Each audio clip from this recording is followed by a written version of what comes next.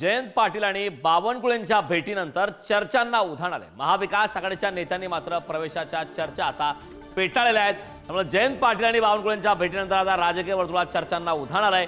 महाविकास आघाडीच्या नेत्यांनी मात्र प्रवेशाच्या चर्चा फेटाळलेल्या आहेत। कामासाठी अनेक नेते भेटीगाठी घेतात, अशा प्रकारची प्रतिक्रिया सुप्रिया सुळे यांनी दिलेली आहे। त्यामुळे जयंत पाटील आणि बावनकुळेंच्या भेटीनंतर आता महाविकास आघाडीच्या माध्यमातून मात्र पक्षप्रवेशाच्या चर्चा फेटाळण्यात आल्या। जयंत पाटलाला चर्चा करायची असली त्यांनी काय बावनकुळेंशी नसती केली, वरिष्ठ लोकांशी केली असते। बावनकुळे प्रदेशाध्यक्ष आहे, तेही थोड्या दिवस आहेत आता, कारण आता नवीन अपकमिंग प्रदेशाध्यक्ष त्यांनी जाहीर केलेला आहे। जयंत पाटील जर जातील तर काय बावनकुळेंशी बोलून जातील का? उगाच गैरसमज निर्माण करणं। जयंत पाटील एक जबाबदार मोठे नेते, त्यांना सत्ता असली आणि नसल्याचा काय फरक पडणार जयंत पाटलांना? तुम्ही तिथे चहा द्यायला होता तर सांगा।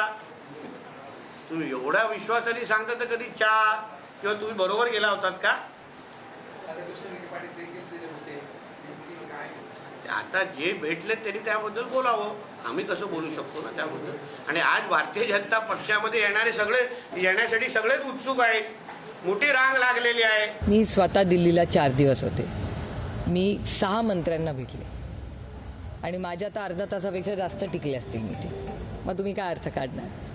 म्हणजे जयंत पाटील मल्टिप्लाइड बाय 6 आहे मी 6 केंद्रात, आणि मी दरवेळीच मंत्र्यांना भेटते, त्याचे फोटो टाकते। माझ्या इतकं केंद्रीय मंत्र्यांना कोणीच भेटत नसेल या भागातून।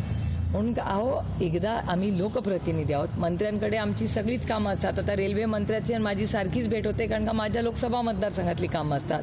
म्हणून काय तसं नसतं, एकदा निवडून आल्यानंतर आमची नैतिक जबाबदारी असते की सगळ्यांची गाठीभेटी घेऊन आमच्या राज्याची, देशाची आणि मतदारसंघाची कामं करणं।